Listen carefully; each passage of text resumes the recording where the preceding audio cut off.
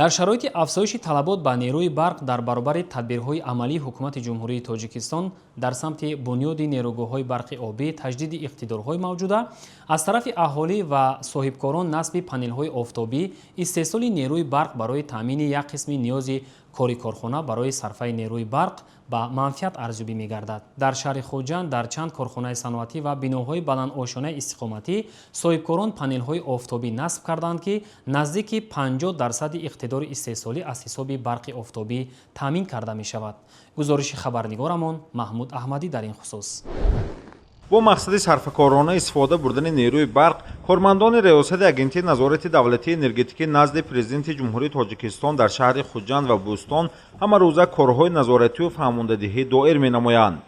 самараи чунин тадбирҳо аст, ки сокинон соҳибкорон бо дарки муҳимияти истифодаи сарфакоронаи нерӯи барқ, коҳиши сарборӣ ва таъмини иншооти хусусӣ, манзилҳои истиқоматӣ, роҳу воситаҳои самарабахш, истифода аз манбаъҳои алтернативӣ, истеҳсоли нерӯи барқ аз нури офтоб баҳри таъмини талаботи корхонавию муассисаҳоро иҷро менамоянд. ҷамъияти дорои масъулияти маҳдуди Маҳмудов дар минтақаи саноатии шаҳри Хуҷанд, ки самти фаъолияташ коркарди шир, истеҳсоли ҳасиб мебошад, дар як шабонарӯз барои кори хатои технологӣ 1400 киловатт аз нерӯи барқ истифода мебарад.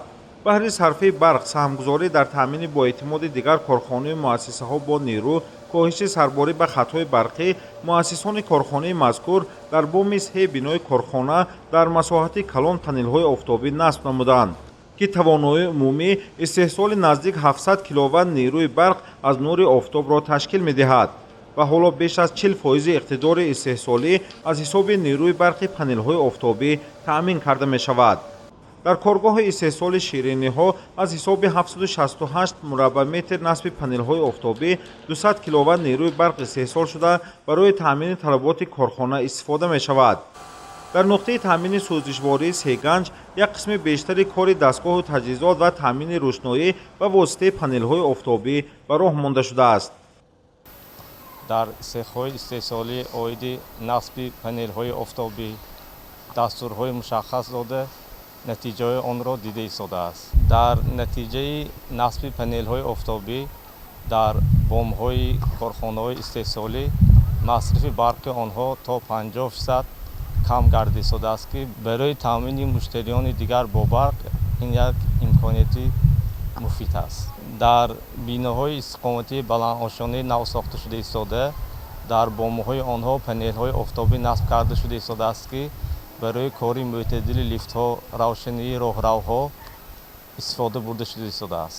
энергияи барқи аз нури офтоб истеҳсол шуда ба пуррагии лифти онҳо ва равшаниҳои роҳравҳоро бо қувваи барқ таъмин карда истодааст. инчунин дар биноҳои истиқоматии баландошона, корхонаҳои сехи истеҳсолӣ генераторҳои дизелӣ насб карда истодаанд. барои фаъолияти доимии марказҳои хизматрасонӣ ва ҳамзамон омодагӣ ба даврии зимистон дар боми биноҳои баландошонаи навбунёди шаҳри Хуҷанд панелҳои офтобӣ насб мегарданд.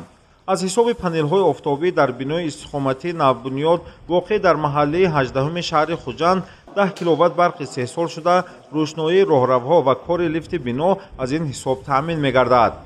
мо бинои баландошона ҳошта ба истифода дода барои рӯшноии роҳравҳо ва истифодаи барои лифт панелҳои офтобӣ насб намудем.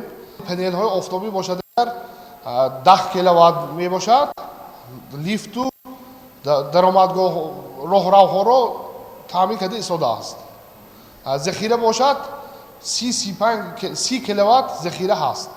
чунин тарзи нави истифода аз манбаъҳои алтернативӣ барои биноҳои баландошонии истиқоматӣ дар шаҳри Хуҷанд таҷрибаи нав буда, аз тарафи ширкати бинокории Tojсохтмон низ чунин тарзи нав ба роҳ монда шудааст. дар шароити афзоиши талабот ба нерӯи барқ, баробари бунёди иншооти энергетикӣ, нерӯгоҳҳои барқи обӣ, таҷдиду навсозии иқтидорҳои мавҷуда аз тарафи ҳукумати ҷумҳурии Тоҷикистон баҳри таъмини аҳолӣ бо нерӯ, аз ҷониби аҳолӣ соҳибкорон низ истифода кардани чунин имкониятҳо, насби панелҳои офтобӣ, таъмини иншоот бо рӯшноӣ, кори таҷҳизоти барқӣ барои сарфи нерӯ ва таъминоти худӣ ба манфиат ва муҳим мебошад.